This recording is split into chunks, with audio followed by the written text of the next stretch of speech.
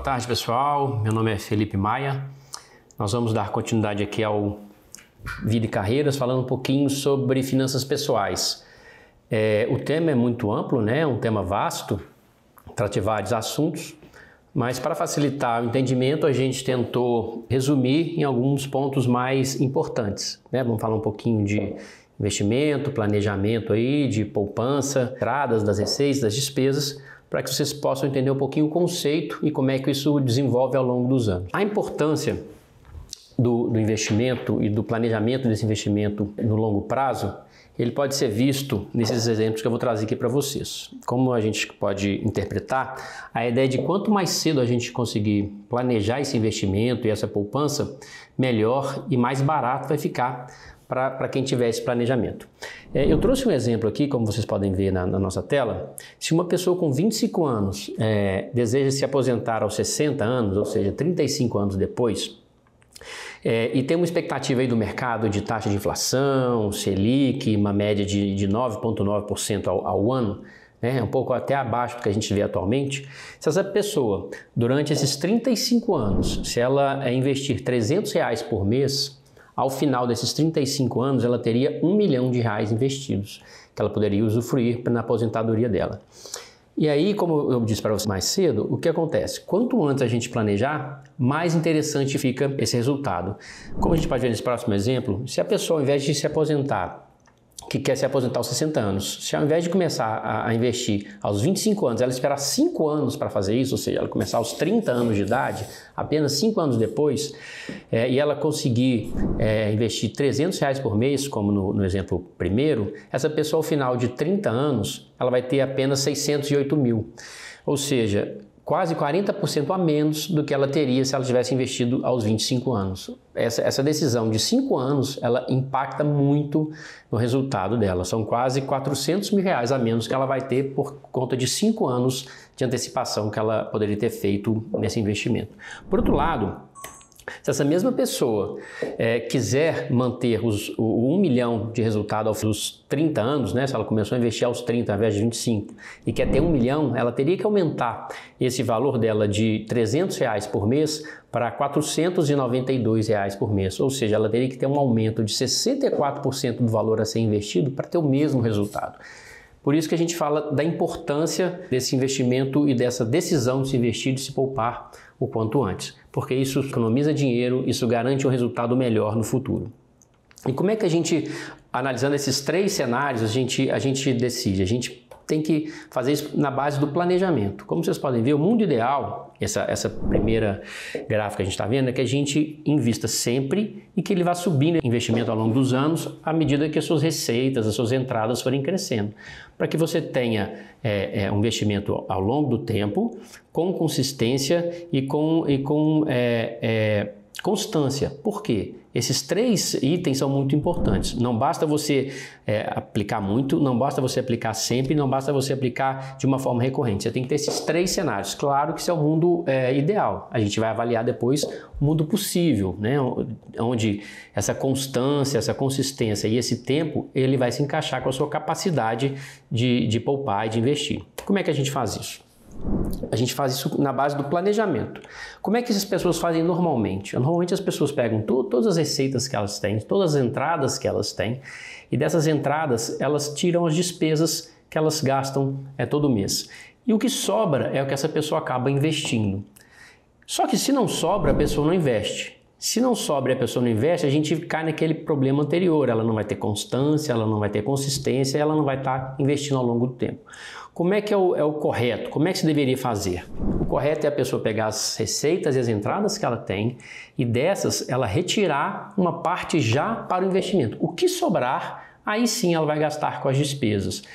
Então as pessoas perguntam, mas isso é possível? Não, nós estamos falando aqui do mundo ideal, né? O mundo possível a gente vai construir ao longo do tempo. Por isso a gente tem que fazer o planejamento, a gente tem que entender quais são as suas receitas, como é que são as suas despesas, os tipos de investimentos que são possíveis de fazer para que a gente alcance um resultado possível dentro da capacidade de economia de cada um. Então, como é que é o ideal, né? O ideal seria que a gente economizasse de 15% a 20% de tudo que a gente recebe. Aí você vai falar, Felipe, isso eu não consigo. Então vamos tentar fazer o possível. que aí aos pouquinhos, 2%, 5%, 10%, pelo menos 10%. Vamos começar com 10%, que a gente cria uma cultura de economizar, a gente cria uma cultura de planejar esse investimento e já vai desenvolvendo esse hábito de separar um pedaço de tudo que a gente recebe para investimento. E o que sobra, aí sim a gente gasta, ok? Bom, e aí a gente começa a analisar as nossas receitas. As receitas, são vários tipos, eu distribuí aqui em 4 grandes grupos. Assim. O primeiro grupo seria das atividades profissionais, são as receitas oriundas do seu trabalho ou algo relacionado à sua atividade profissional.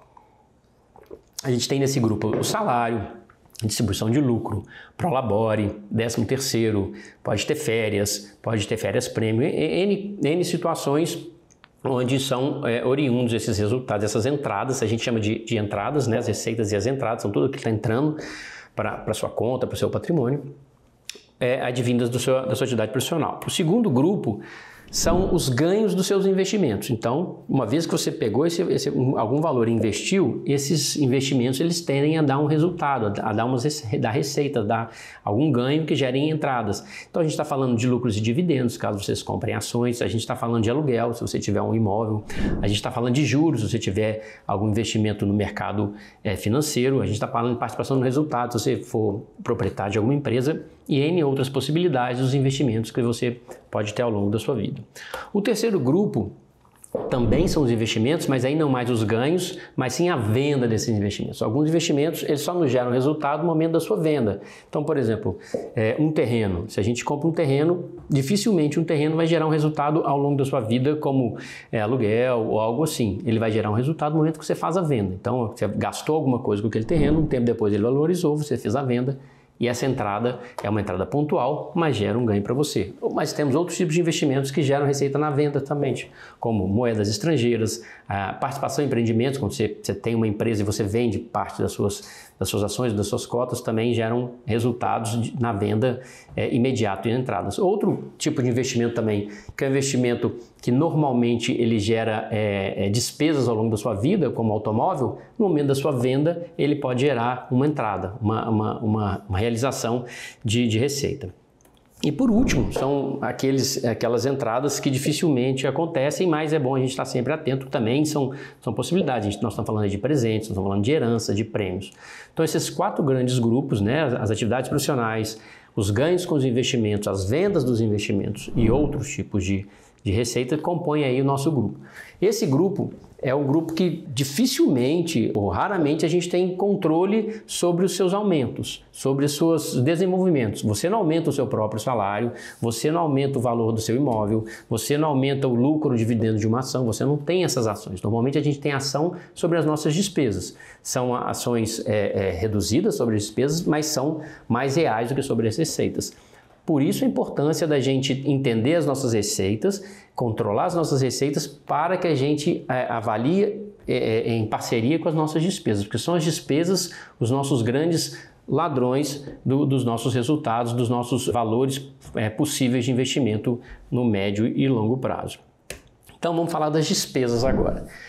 As despesas eu também dividi em 4 grandes grupos. As despesas elas podem ser relacionadas às atividades profissionais, como equipamentos, livros, eventos, conselhos, o seguro, questões de viagens. São despesas que a gente tem para desenvolver as nossas atividades profissionais. Despesas que elas ocorrem para que a gente tenha as nossas receitas, né? Então, a gente pensa um profissional que ele precisa se deslocar, ele precisa ter equipamentos para prestar o seu serviço e realizar suas receitas. Então, são despesas que a gente não consegue fugir. A gente vai discutir daqui a pouquinho o que a gente pode fazer nessas situações.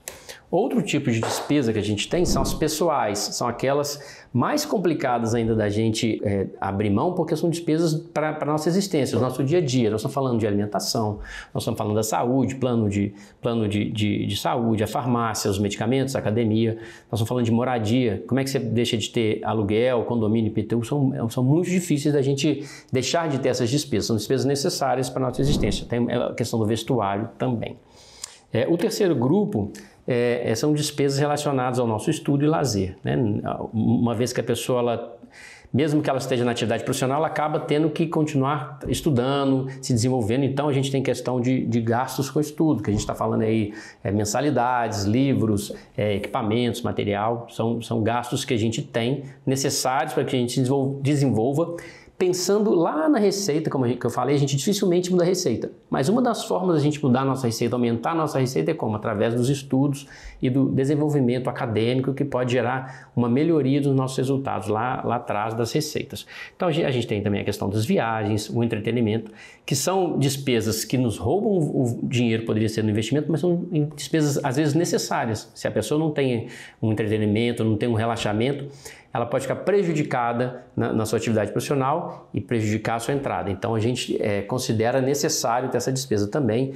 A gente vamos trabalhar lá na frente de que forma que isso pode ser manejado. E por último, as despesas, a gente considera aqui as despesas com investimentos e as despesas com impostos. As despesas com investimentos são aqueles investimentos nos quais eles nos geram algumas saídas. Por exemplo, se você comprou um apartamento, e esse apartamento não está alugado, por exemplo, é um apartamento que você gastou para comprar e mensalmente você vai ter a despesa de condomínio, a despesa de IPTU, você vai ter eventualmente a despesa de manutenção. Então é um investimento que está no seu patrimônio, mas ele, ao invés de estar gerando receita, como não tem ninguém usufruindo daquele patrimônio e te pagando por aquilo, você está tendo que arcar ainda com aquelas despesas. Então é uma despesa importante que a gente tem que estar sempre atento. E também temos as questões dos impostos, dependendo da forma como você atua profissionalmente, se você é um CLT, se você é um MEI, se você é uma pessoa jurídica, se você tem uma empresa, se você é um empresário, você tem alguns impostos que não tem como a gente fugir. O que a gente pode fazer vai trabalhar em cima disso, inclusive acho que vocês vão ter um módulo na parte de contabilidade, onde vai ser apresentado as possibilidades de controle e avaliação desses impostos. Planejamento, fazer algumas análises de forma a reduzir, porque imposto a gente não foge, mas eventualmente a gente pode ter uma melhoria nessas despesas. Então, falando agora das despesas, como a gente tinha dito, as despesas elas são o grupo que a gente tem mais facilidade em controlar. São um grupo onde a gente determina se a gente vai ter aquela despesa ou como vai ter aquela despesa, né? A receita a gente depende de alguém querendo nos pagar, a despesa é o contrário, é a gente que define se a gente vai pagar. Então o controle dessa despesa ele é muito importante. A gente tem que ter uma avaliação para ter uma qualidade nesse desembolso, uma qualidade nessa despesa. Então eu separei as despesas em 4 grupos. Assim. O primeiro grupo são as despesas inalteráveis, são as despesas que a gente não consegue mexer com ela em nada. A gente não pode fazer nada para mudar o seu valor ou para arranjar uma outra coisa que a substitua. Então essas despesas, a gente, no máximo que a gente pode fazer é tentar negociar eventualmente uma forma de barateá-la. Por exemplo, quando você mora de aluguel. Todo mês você vai pagar aluguel, não tem jeito de fugir daquele aluguel. Esse mês eu não vou pagar aluguel, não existe. Esse mês eu vou pagar menos. O que a gente pode tentar é negociar, mas são valores muito difíceis da gente reduzir no curto e médio prazo, né? Após o período do contrato sendo vencido, a gente pode aí tentar renegociar, mas são valores muito difíceis. Mensalidades da faculdade, dificilmente você vai alterar aquilo, que você pode conseguir refinanciar, buscar uma forma de pagar mais vezes, mas dificilmente você não vai ter aquela despesa. Então essas despesas são aquelas que a gente não consegue muito alterá-las. O segundo grupo que eu chamo de despesas substituíveis, são aquelas despesas que a gente tem sempre, mas que a gente pode, de certa forma, se a gente quiser trabalhar uma redução, a gente pode substituir. Por exemplo, a gente deixar de comer no restaurante e se alimentar em casa. A gente sabe que é muito mais barato se a gente alimentar em casa. Você não vai deixar de se alimentar, mas vai se alimentar de uma forma mais barata e provavelmente até mais saudável. Então, o segundo grupo são essas despesas onde a gente vai elencar todas as despesas que a gente tem e começar a classificá-las. Essa despesa eu consigo substituir por outras? Não, mas inalterável, eu não consigo. Não, essa despesa ela é substituível. Como é que eu substituo? Por algo mais barato, por algo que eu posso até pagar o mesmo tanto, mas de uma forma de mais longo prazo. Então, a gente tem que avaliar essas condições. O terceiro grupo são as despesas que elas não são inalteráveis, elas não são substituíveis, mas elas são reduzíveis. São despesas que eu consigo diminuir o gasto delas. Por exemplo, eu posso ir menos ao cinema durante o mês. Eu posso comer menos doce após uma refeição. eu posso utilizar menos o meu automóvel e andar mais de ônibus. É uma despesa, são despesas que eu vou continuar tendo, mas que eu tento reduzir aquele gasto sem deixar de ter o benefício daquela despesa. Então, essa despesa é importante porque também é uma economia e cada centavo que a gente economiza nas despesas são centavos que a gente consegue aplicar nos nossos investimentos, que lá, como aquele exemplo que a gente deu, 35 anos depois, vai contribuir para aquele nosso primeiro milhão, ou primeiro 10 milhões, ou primeiro 20 milhões, não faz diferença, desde que a gente lembre de economizar sempre de forma constante e consistente. E o último grupo, a gente teria então as inalteráveis, as substituíveis, as reduzíveis e as elimináveis. Se a gente avaliar, certamente tem algumas despesas nossas que a gente consegue deixar de tê-las. Se não para sempre, pelo menos no curto prazo ou no médio prazo. São despesas de questões que eu consigo conviver sem que eu precise ter elas sempre.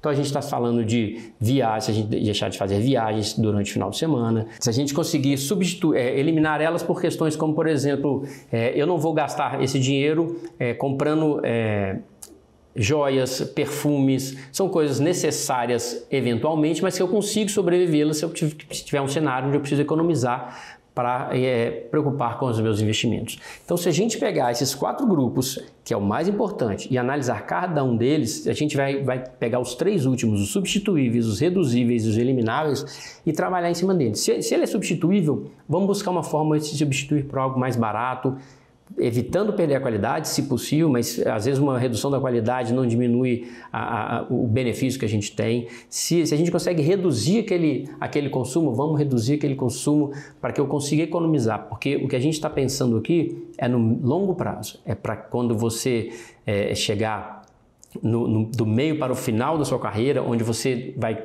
ter um interesse não mais em fazer uma receita tão grande como você faz durante o auge da sua carreira, você vai ter esse resultado para que você possa se aposentar de uma forma tranquila e sem a preocupação de depender aí por exemplo, da aposentadoria do governo federal. Esses 3 grupos, substituíveis, reduzíveis e elimináveis, como a gente conversou, são oportunidades para que a gente aumente o investimento. Cada centavo que eu economizo é um centavo que eu estou investindo.